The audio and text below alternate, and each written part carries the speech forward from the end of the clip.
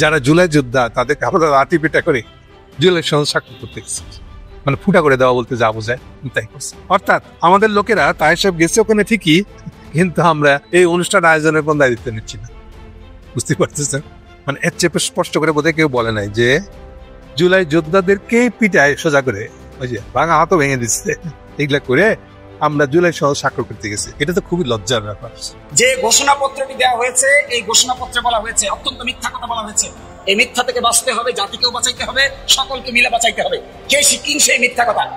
যেহেতু জনগণের দাবি অনুযায়ী এরপর অবৈধ দ্বাদশ জাতীয় সংসদ ভেঙে দেওয়া হয় এবং সংবিধানের 106 অনুচ্ছেদ অনুসারে সুপ্রিম কোর্টের মতামতের আলোকে সাংবিধানিকভাবে ডক্টর মোহাম্মদ ইউনূসের নেতৃত্বে 8 আগস্ট 2024 তারিখে একটি অন্তর্বর্তীকালীন সরকার গঠিত হয়। আমার মতে, আমার বিবেচনায় এই স্টেটমেন্টটা বাংলাদেশের রাজনৈতিক ইতিহাসের সবচাইতে বড় মিথ্যা কথা। It should not be. Dr. Mohammad Yunus cannot. There is no concept of interim government in the constitution. Constitution interim government বলতে কিছু নাই, অন্তর্বর্তীকালীন সরকার বলতে কোনো সরকার নাই। কনস্টিটিউশনের মধ্যে ডক্ট্রিন অফ নেসেসিটি যদি অ্যাপ্লাই করতে হয় তাহলে আগে মার্শাল ল জারি করতে হবে। যদি মার্শাল ল জারি না করা হয় তাহলে ডক্ট্রিন অফ নেসেসিটি অ্যাপ্লাই করা যায় না। তাহলে কি অ্যাপ্লাই করতে হবে? অ্যাপ্লাই করতে হবে সার্বভৌম পাওয়ার অফ জনগণ। কিন্তু আমরা 106 এর ভিত্তিতে যা করা হচ্ছে, আমার মতে আমরা এই গণ অভ্যুত্থানের সঙ্গে একটা প্রকাশ্য প্রতারণার আশ্রয় নিয়েছি।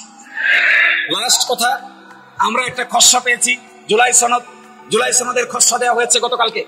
এই খসড়া পত্রে অনেক ভালো ভালো কথা বলা আছে, লাস্টে একটা ছোট্ট কথা বলা আছে, এই কথাটা খুবই আপত্তিকর। এটা বলেই শেষ করে দিচ্ছি, যেহেতু সাবজেক্ট ম্যাটারটা এটা।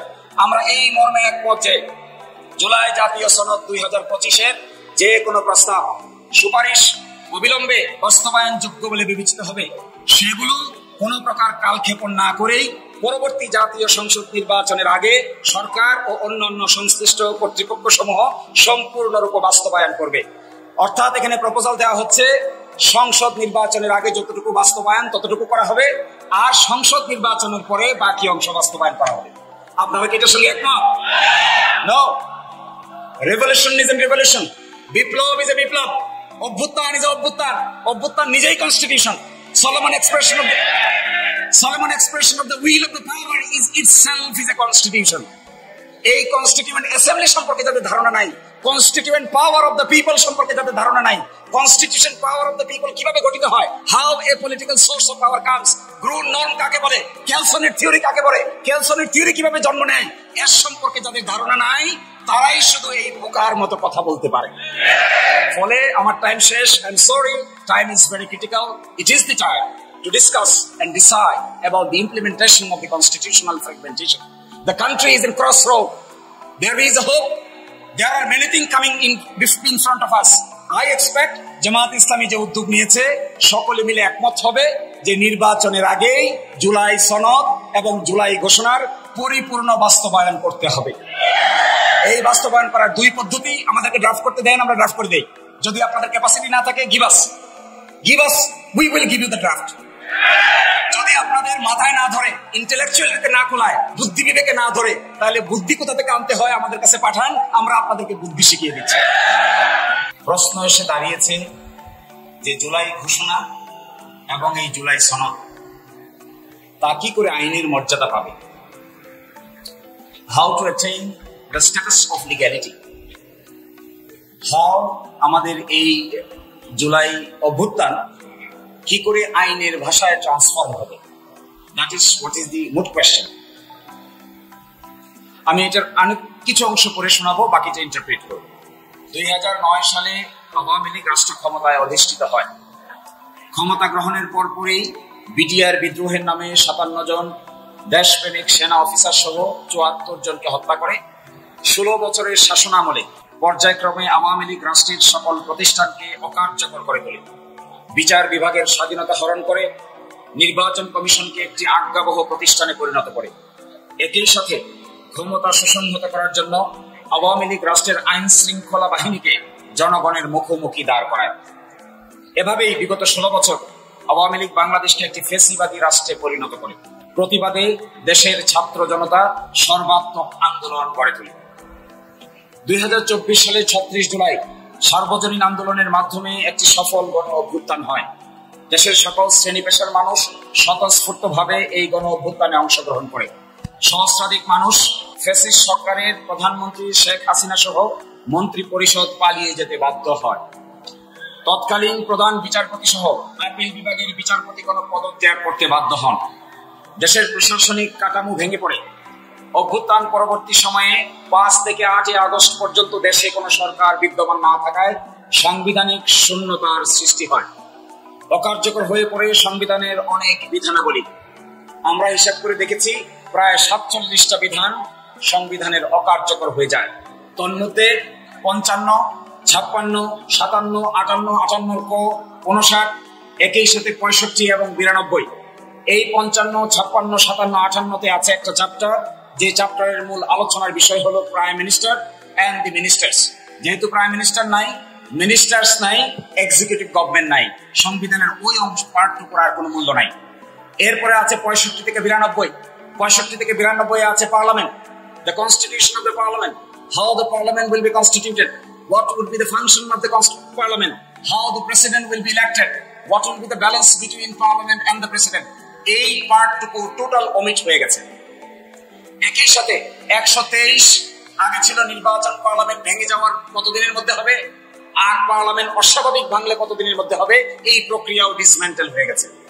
এবং একই সাথে সংবিধানের পিছন দিকে শপথ আছে যাদের, কনস্টিটিউশনাল পোস্ট, এই শপথগুলো অকার্যকর হয়ে যায়। ফলে এই 5 আগস্টের পরে 8 আগস্টে একটি সরকার গঠিত হয়। 5, 6, 7, 8 তারিখ সন্ধ্যা পর্যন্ত বাংলাদেশে কোনো কার্যকর সরকার ব্যবস্থা ছিল না। 8 আগস্টে প্রথম যখন সরকার গঠিত হয় তখন আমাদের সুপ্রিম কোর্টের কাছে একটি রেফারেন্স চাওয়া হয়। এই রেফারেন্সে সুপ্রিম কোর্ট মতামত দেন ইমার্জেন্সি বেসিসে ডক্ট্রিন অফ নেসেসিটির ভিত্তিতে একটা অন্তর্বর্তীকালীন সরকার গঠন করা। আমি মনে করি এটাই হলো বর্তমান সরকার গঠনের ক্ষেত্রে সবচাইতে বড় ভুল হয়েছে। এটা হলো সাংবিধানিকভাবে সবচাইতে বড় মিস্টেক। এই মিস্টেক করা উচিত হয় নাই। এই সরকার হওয়া উচিত ছিল জনগণের অভিপ্রায়ের ভিত্তিতে গঠিত সরকার। এই সরকার কোনো 106 অনুচ্ছেদ দ্বারা প্রধান বিচারপতির কাছে পাঠানো রেফারেন্সের ভিত্তিতে গঠিত সরকার ব্যবস্থা নয়।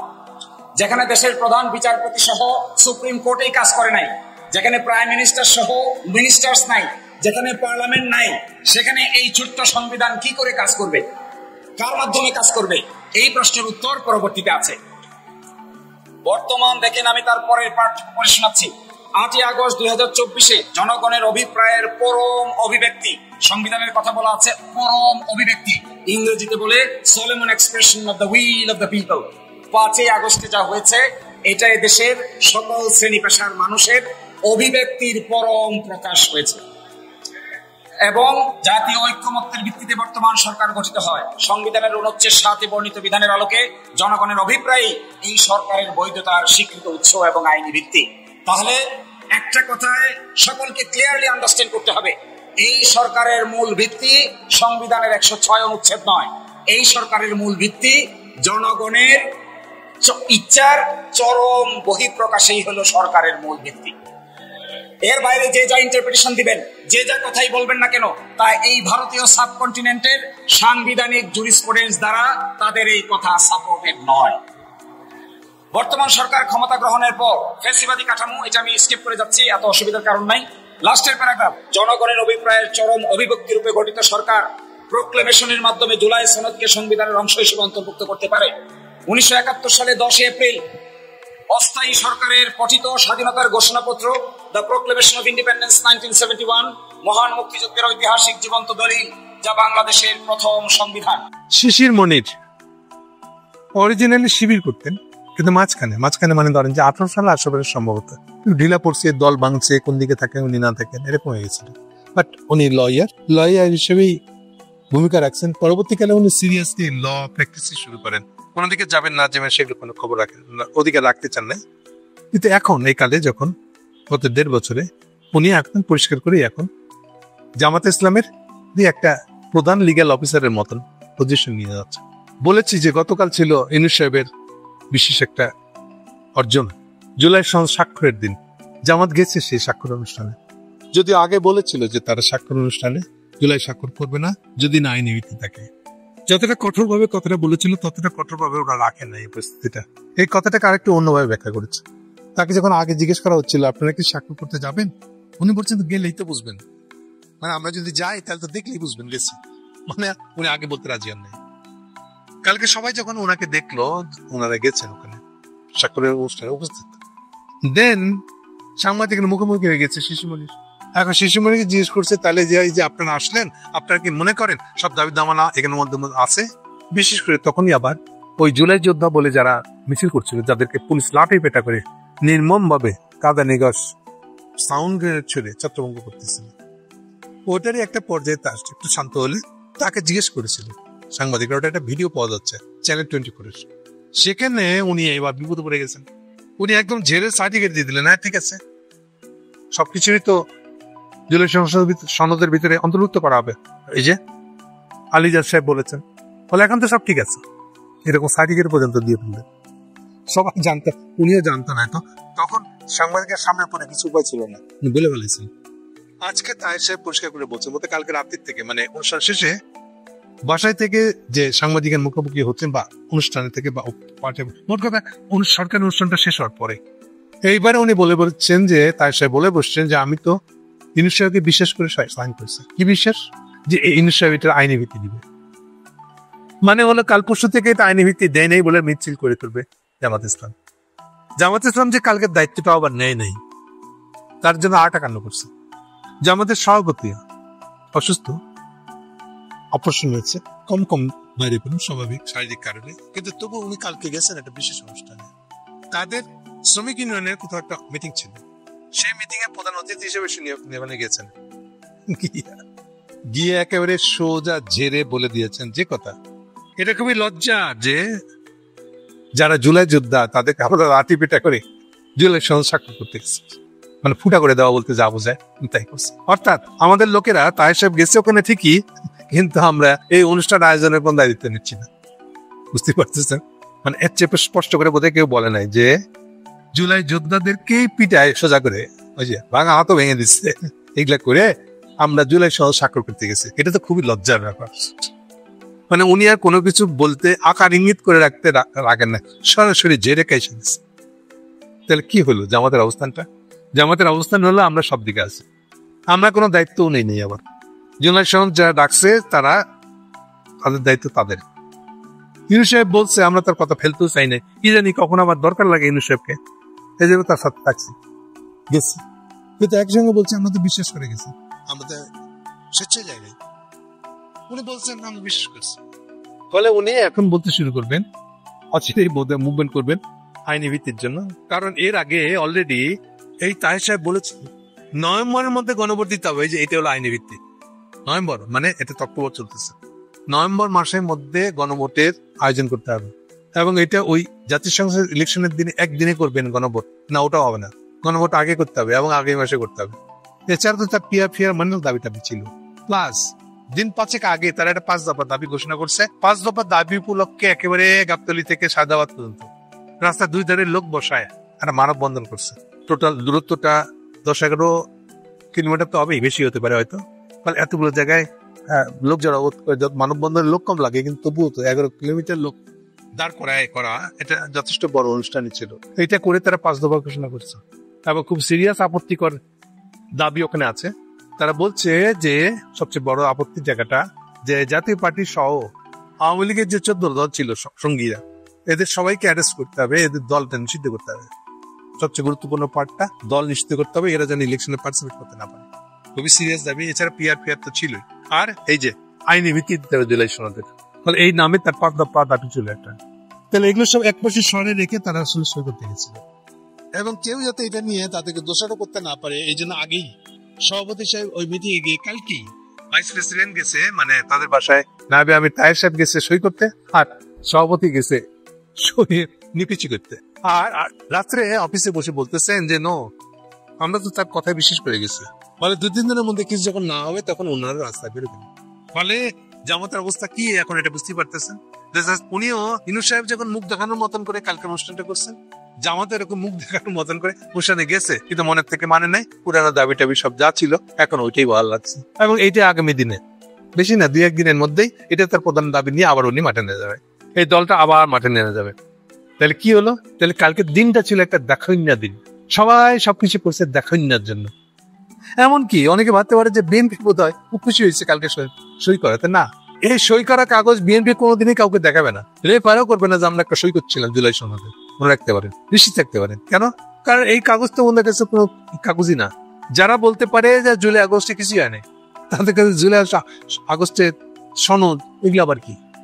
আর বহু আগে থাকতে তো আব্বাস সহ বহু রাজনৈতিক নেতা, বিএনপি নেতারা বলে আসতেছে আপনারা যত যাই সংস্কার করেন না কেন, আমরা তো এটা সংসদে পাশ করবো না। শেষ কথাটা হলো আসলে তো ওনারা কোনো কিছুই পাশ করবো না বললে ইনি সবার গলায় গামছা লাগায় রাখছে যে আমাদেরকে যদি না জিতাই দেন তাহলে কিন্তু আপনি অবৈধ ক্ষমতা দখল করে ক্ষমতায় ছিলেন 1.5 বছর। এই অভিযোগে আমরা এই বিষয়টা, এই ক্ষমতাটা গ্রহণটা, পরিচালনাটা এই সরকারকে আমরা স্বীকৃতি দেবো না সংসদে। আমরা স্বীকৃতি না দিলে আপনার অবৈধ ক্ষমতা দখলকারী হবেন না। অবৈধ দখলকারী ক্ষমতার সাজা হলো মৃত্যুদণ্ড। ফলে আপনারা মৃত্যুদণ্ডের হুকুমের আসামি হয়ে থাকবেন। ফলে বুঝতে পারতেছেন এখন আমাদেরকে নির্বাচন করেন আপনারা।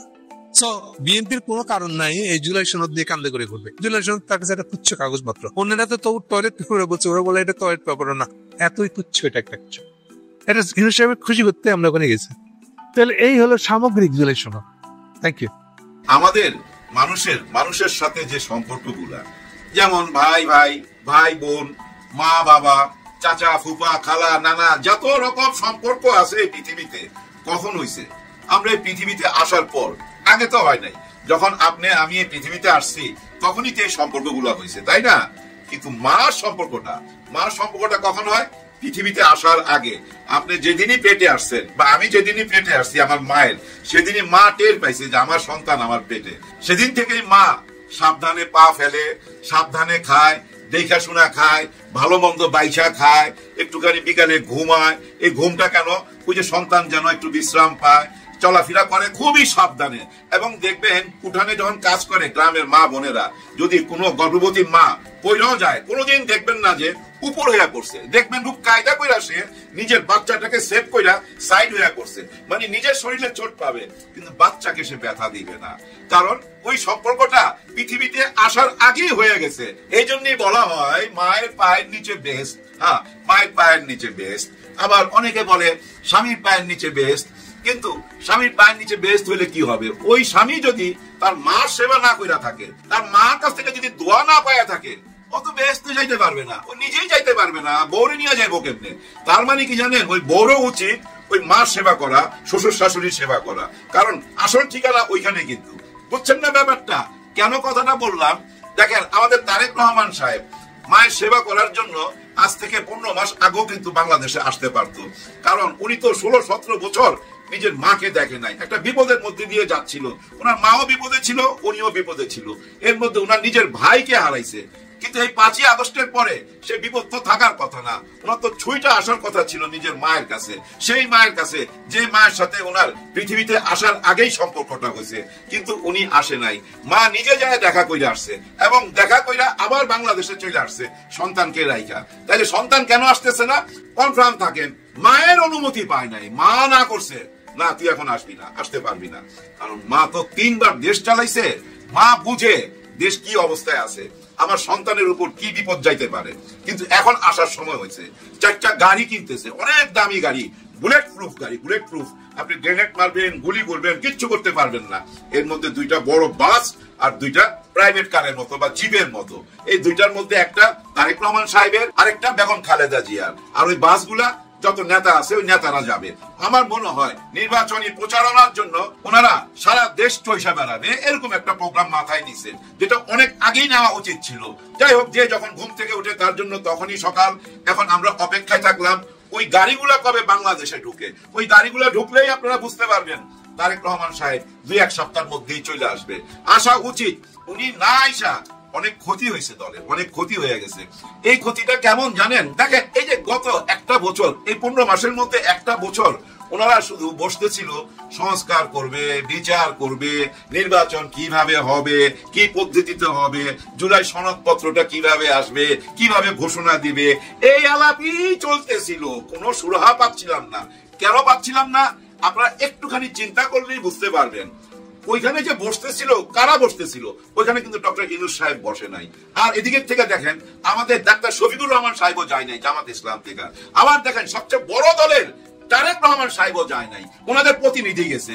আর ওই প্রতিনিধিদের সঙ্গে ডক্টর ইউনূস সাহেবের প্রতিনিধিরা বসছে, ইউনূস সাহেব বসে নাই।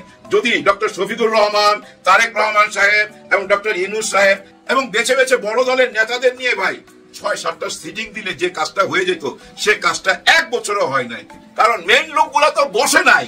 এই যে দেখেন না, জুলাই সনদপত্র পাঠ করলো যেদিন, এই গত পরশুদিন, এই অনুষ্ঠানটা ফ্লপ হইলো কেন? পুরো সুপার ফ্লপ তো। কারণ কি জানেন? ওখানে ডক্টর ইউনূস সাহেব ভাষণ দিতেছে, আর পিছনে কারা?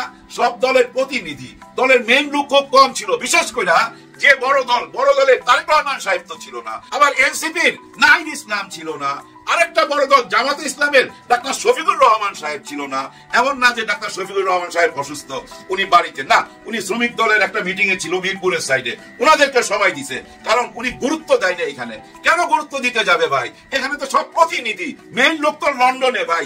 এখানে একটা দুঃখের ব্যাপার ভাই, আমার খুব দুঃখ এটা, যে আমাদের দেশটা অনলাইনে পরিচালনা করতেছে একটা বড় দলের নেতা। হ্যাঁ, তারেক রহমান সাহেব এই মোবাইল দিয়ে পুরো দেশটাকে চালাইবার চেষ্টা করতেছে। আবার দেখেন, সবচেয়ে বড় দল যেটা পালাইয়া চলে গেছে, তারাও কিন্তু ওই মোবাইল দিয়ে কিন্তু দেশটা পরিচালনা করতে চাইতেছে। কতটা দুর্ভাগ্য আমাদের। দেখেন, আওয়ামী লীগ যখন নির্বাচন করছে, গত 3টা নির্বাচনে বারবার ডাকছে না? হ্যাঁ, বিএনপি কে ডাকছে, গোপনে ডাকছে, পাবলিকলি ডাকছে যে আসো আসো নির্বাচন করো, তোমাদেরকে এই কটা সিট দেওয়া হবে। ওনারা যায় নাই, ফাঁদে পা দেয় নাই। কারণ ওনারা জানে লেভেল প্লেইং ফিল্ডটা নাই, এখানে নির্বাচন করতে গেলে ধরা খাবো। ঠিকই ভাবনাটা আছে, ওনারা এই জন্যই যায় নাই। কিন্তু যখনই তাদেরকে তাড়ায় দেওয়া হইলো, তখন থেকে ওনারা বারবার চিৎকার করতে লাগলো যে নির্বাচন চাই, নির্বাচন চাই, নির্বাচন চাই। কারণ এখন তো কোনো প্রতিদ্বন্দ্বী নাই। বড় প্রতিদ্বন্দ্বী তো ভাইগা গেছে ভারতে, এখন কোনো প্রতিদ্বন্দ্বী নাই। নির্বাচন দিলে তো আমরাই পাশ করুন, এই জন্যই বারবার নির্বাচন চাইতেছিল। ধরে নেন, যদি ওই 3 মাসের মধ্যে, হ্যাঁ, জুলাই গণ অভ্যুত্থানের 3 মাসের মধ্যে যদি নির্বাচন দিয়ে দিত, হ্যাঁ ভাই, 300 আসনেই তারা পাশ করতো তো। কারণ সবাই মাথার মধ্যে তো ওইটাই, এরা চলে গেছে, এখন সবচেয়ে বড় দল বিএনপি কে আমরা ভোট দেবো। কিন্তু সেটা তার হইতে দেওয়া হয় নাই। সেটা ঝুলতে ঝুলতে যায় প্রায় 2 বছরে ঠেকতেছে। কিন্তু যখন নির্বাচন হবে তখন 2 বছর হয়ে যাবে। কিন্তু আর এই 2 বছরে অনেক পানি গড়ায় গেছে, অনেক কিছু মানুষের চোখের সামনে চলে আসছে, যা দেখা মানুষ এতটা ব্যথিত, সাধারণ জনগণ এবং অন্য ধর্মের ভাই বোনেরাও সবাই কিন্তু একটা চেঞ্জ চাচ্ছে, একটা পরিবর্তন চাচ্ছে। এই কি, এই অরাজকতা তো মাইনা নেওয়া যায় না। এদের হাতে ক্ষমতা দিলে আবার তো দেশ ওই একই পথে যাবে, এরকম একটা রব উঠা গেছে। আর এই রবটা উঠা যাওয়ার পিছনে ভাই একমাত্র কারণ কি জানেন? কিছু ভুল মানুষের কথাবার্তা। হ্যাঁ, কিছু ভুল মানুষের কথাবার্তা। ওরা যদি একটু বুঝা নিত, একটু মাইনা নিত যে আরে ভাই, আমরা তো 16 বছর আন্দোলন করছি, অনেক কিছু করছি, কিন্তু আমরা তো শেখ হাসিনাকে সরাইতে পারি নাই। যারা সরাইলো তাদেরকে কেন আমরা অবহেলা করব? তাদেরকে আমরা বুকে টাইনা নি, তাদেরকে সাথে নিয়ে রাজনীতি করি না কেন? ফাঁকা মাঠে তো গোল দিয়া লাভ নাই। একটা বিরোধী দল তো লাগবে। শক্ত বিরোধী দল না থাকলে সরকার গঠন করে কি করবেন ভাই? 2 বছরও টিকতে পারবেন না। আবার ধাক্কায় টাইনা নামাই দিবে ভাই। সিনেমাতে দেখেন না, হিরো যত বড়ই হোক, যত কারিশমা দেখাক না কেন, ভিলেন যদি স্ট্রং না হয় তাহলে কিন্তু ছবি জমে না, অ্যাকশন ছবি জমে না। হিরো যত বড়ই সুপারস্টার হোক না কেন, একটা সুপারস্টার ভিলেন লাগবে, নাইলে কিন্তু সিনেমা জমবে না। ঠিক তেমনি একটা বড় বিরোধী দল যদি আপনারা না নিয়ে সরকার গঠন করেন, তাহলে কি ওই সরকার টিকবে না। যার জন্য ওই পিআর সিস্টেম চাইছে। পিআর সিস্টেম দিলে কি হয়তো জানেন? অনেক দলই এই সংসদে যাইতে পারতো। হ্যাঁ, ছোট বড় অনেক দলই সংসদে যাইতে পারতো। আপনারা বড় দল হিসাবে আপনারা তো অনেক সিট পাবেন। হ্যাঁ ভাই, এটা কোনো ভুল নাই, কিন্তু আপনাদের ওই সাহসটা রাখা উচিত ছিল যে আমরা বিরোধী দল সঙ্গে নিয়ে যাই, পিআর সিস্টেমে চলে যাই, কোনো অসুবিধা নাই তো ভাই। ওইটা আপনারা চান নাই। কারণ আপনারা জানেন আপনারা ক্ষমতায় যাবেনই, কারণ আপনাদের দলটা বড়। কিন্তু এই বড় দলের একটা বড় মন তো থাকতে হবে। একটা বড় মন না থাকলে মানুষের মন পাবেন কিভাবে? আগে রাজনীতি তো ভাই এখন চলবে না, মানুষ বুঝা ফেলায়। দেখেন, এই যে স্কুলের যে টিচাররা এখন রাজনীতি করতেছে, মাঠে নামছে ওনাদের ঘর ভাড়ার জন্য। হ্যাঁ, ওনারা আবার আন্দোলন করতেছে। এর আগেও কিন্তু ওনারা আন্দোলন করছে, এর আগেও কিন্তু তারেক রহমান সাহেব ওই মোবাইলে ওনাদের সঙ্গে কথা বলছে, অন স্ক্রিনে ওনাদেরকে সাহস দিছে, ওনাদের সঙ্গে আসি বলছে, সব কিছু ঠিক আছে। আবার এদিকে দেখুন হাসনাত আব্দুল্লাহ কিন্তু ওইখানে যা ঘুরে আসছে। এর পিছনে কারণ কি জানেন? এই যে সামনে নির্বাচন আসতেছে না, এই নির্বাচনে শুধু DC, OC, police, RAB, army ওনারা থাকলেই হবে নির্বাচন? না না না, সবচেয়ে বড় ভূমিকা পালন করবে কে জানেন? এই স্কুল কলেজের টিচাররা, ওনারাই সবচেয়ে বড় ভূমিকা পালন করবে। ওই যে আপনি ভোট দিতে যাইবেন যে ভিতরে, ওখানে ব্যালট পেপার ছিঁড়ে দেওয়া, আপনার আঙুলে কালি লাগানো, আপনার নাম লেখা রাখা বা ভোটার নাম্বার লেখা রাখা, আপনাকে আবার ওই যে ভোট দেখায় দেওয়া, আবার ভোট দিবেন বাক্সের মধ্যে ওইটা দেখায় দেওয়া, এই মেইন কাজগুলো তো ওনারাই করবেন। তার মানে কি ওনাদেরকে এখন খুশি রাখা উচিত, এই খুশির থেকে ওনাদেরকে সাপোর্ট দিতে হবে। এইভাবে কিন্তু ওই যে তারেক রহমান সাহেব অনলাইনে সাপোর্ট দিছে, আবার এই হাসনাত আব্দুল্লাহ ঘুরে আইছে। কিন্তু মানুষ তো বুঝতে পারে এই রাজনীতিটা, মানুষ বুঝতে পারে, সরকার আরো বেশি বুঝতে পারে। কোন দাবি দাওয়া মানবে না ভাই, কারণ নির্বাচিত সরকার আইতেছে 5 মাসের মধ্যে। হ্যাঁ ভাই, হয়তো আর 5 মাসের মধ্যে তো আমরা নতুন একটা সরকার পাবো, তখন তোমরা দাবি দাওয়া নিয়ে আইসো। গত 16 বছর তো রাস্তায় দাঁড়াইতে পারলাম না, এত অস্থির হওয়া কি আছে? সরকার কোনো দাবি দাওয়া মাইনা নেয় নাই, সরকার আছে ভাই অন্য চিন্তায়, হ্যাঁ অন্য লেভেলে খেলতেছে। কি লেভেলে খেলতেছে জানেন? উনার দরকার এই জুলাই সনদপত্রের সবাই সিগনেচার, হ্যাঁ এই দস্তখতটা পাওয়া গেলেই কিন্তু উনার খেলাটা শুরু করবে। একটা জিনিস মনে রাখেন, উনি কিন্তু বিশ্ববাসী নিয়ে চলে, আঞ্চলিক না কিন্তু, ডোমেস্টিক না, একেবারে আন্তর্জাতিক। এই সনদপত্রের সিগনেচার গুলো পাওয়ার পরই ভাই সব কিছু পাঠায় দিবে। কার কাছে পাঠাবে? ওই যে উনি বিশ্ববাসী নিয়ে চলে, তাদের কাছে পাঠায় দিবে। পাঠিয়ে দেওয়ার কারণ ভাই একটা সাপোর্ট দরকার হবে না, বিরাট সাপোর্ট দরকার হবে। কারণ উনি তো বলছে আমি এমন একটা নির্বাচন দিব যে নির্বাচন ইতিহাসে লেখা থাকবে। আর ওই ইতিহাসে লেখার জন্য মুখে বললে হবে না। যেমন জুলাই সনদপত্রের দিন উনি মুখে যা কিছু বলছে এটার কোনো গুরুত্ব পায় নাই। হ্যাঁ ভাই, গুরুত্ব পায় নাই। গুরুত্ব পাইতো কখন? যখন আমরা দেখতে পাইতাম ওনার ডান দিকে তারেক রহমান সাহেব, বাম দিকে ডাক্তার শফিকুর রহমান, আবার সাইডে দাঁড়ায় রয়েছে নাহিদ ইসলাম, হাসনাত আব্দুল্লাহ এবং সব দল। এরকম একটা ফটো সেশন দেখতে পাইলি তো মনে হইতো সফল। কিন্তু না, ছিল কারা? প্রতিনিধি ছিল, প্রতিনিধি। মেইন দলের মেইন নেতারা না ভাই, ওনাদের প্রতিনিধিরা দাঁড়ায় ছিল আমাদের চিফ অ্যাডভাইজারের পাশে, যার জন্য ওই ফ্রেমিংটা দেখতে ভালো লাগে নাই। ফ্রেমিং এর একটা ব্যাপার আছে ভাই। দেখেন ভাই ব্রাদার, যে ফ্রেমটা সারা বিশ্ব দেখবে সেই ফ্রেমটা সুন্দর হইতে হবে। দেখেন আপনাদের মনে আছে এই যে বিবিসির সাথে তারেক রহমান সাহেব যেদিন ভাষণ দিল, কথাটা এই জন্য বলতেছি, তারেক রহমান সাহেবের যে টেকনিক্যাল সাইডের লোক আছে, বড় বড় জ্ঞানী লোকদের এরকম টেকনিক্যাল সাইডের লোক থাকে তো ভাই, এই যে মোবাইলটা বসাইবো এবং এই যে ইন্টারভিউটা দিব, নিশ্চয়ই একজন লোক তো আছে, সাউন্ড ঠিক আছে কিনা, কে কি কমেন্ট করতেছে, স্ট্যান্ডটা ঠিক মতো বসছে কিনা, ঠিক মতো দেখা যাইতেছে কিনা, এর পিছনে লোক তো থাকে ভাই। আমাদের মতো সাধারণ লোক না তো যে নিজের হাতে লাইট বসামু, ক্যামেরা বসামু, তা তো হইতে পারে না। দেখেন তারেক রহমান সাহেব বিবিসির ওই ইন্টারভিউতে যখন করছে, খেয়াল করে দেখেন তো পিছনের যে বাংলাদেশের পতাকাটা পুরাটাই আউট অফ ফোকাস, দেখাই যায় না প্রায়। দেখা যাচ্ছে কাকে? তারেক রহমান সাহেবকে, কারণ টোটাল ফোকাসটা ওইখানে করা হয়েছে। আর ওই জিনিসগুলো অনেক দূরে, যার জন্য আউট অফ ফোকাস হয়ে গেছে। ওই পতাকা যদি একটু কাছে নিয়ে আসতো ওনার ঘাড়ের কাছে, তাইলে কিন্তু ফোকাসে থাকতো। তার মানে কেন এই কথাটা বললাম? এই জন্য বললাম, এই যে আশেপাশের লোকগুলার বুঝছেন দেশের প্রতি ভালোবাসা নাই। ভালোবাসা থাকলে ওই পতাকা আউট অফ ফোকাস হইতো না। টোটাল ফোকাসটা কই থাকে জানেন? এই যে কর্মীদের, নেতার দিকে। নেতারা খুশি করতে হইব, নেতারা যেন ঠিক মতো দেখা যায়। এই যে পুরানা সিস্টেমের একটা রাজনীতি, এই সিস্টেমের ভিতর দিয়া নতুন বাংলাদেশ কি করে গড়বেন? অসম্ভব, হইতে পারে না। নতুন বাংলাদেশ গড়তে হইলে ভাই নতুন রাজনীতি লাগবে, নতুন বাংলাদেশ গড়তে হইলে নতুন বাংলাদেশ লাগবে। আর নতুন বাংলাদেশের জন্য জুলাই সনদপত্রের বৈধতা লাগবে, আইনি বৈধতা। ডক্টর ইউনূস স্যার কথা দিছে জামাত ইসলামকে ব্যক্তিগতভাবে এবং সব দলকেই কথা দিছে। কি কথা দিছে? যে এটার আইনি বৈধতা দিয়েই আমি নির্বাচন দেব। এই কথা যদি না দিত তাহলে তো জামাত ইসলাম ওইখানে সাইন করতো না, তাই না ভাই? ডক্টর ইউনূস স্যার যদি কথা না দিত তাহলে আমার মনে হয় জামাত ইসলাম ওইখানে সিগনেচার দিত না। কেন সাইন করছে? কথা দিছে। এখন দেখি কথা রাখে কিনা। কথা তো রাখতেই হবে, কথা রাখতে উনি বাধ্য ভাই। আমাদের জন্য না হোক, ওনার নিজের জন্য রাখতে বাধ্য। কারণ উনিও তো সবচেয়ে বড় বিপদে। হ্যাঁ ভাই, উনি সবচেয়ে বড় বিপদে। ধরেন এই যে পুলিশের কেউ যদি অন্যায় করে, আমরা পুলিশের চিফকে দোষ দেই না। আর্মি থেকে অন্যায় করলে আর্মির চিফকে দোষ দেয় না। র্যাবে কেউ অন্যায় করলে র্যাবের চিফকে দোষ দেয় না। ওনার দলের মধ্যে যদি দোষ থাকে তাহলে আমরা কার দিকে আঙ্গুল তুলবো? ডক্টর ইউনূস স্যারের দিকেই তো আঙ্গুল তুলবো।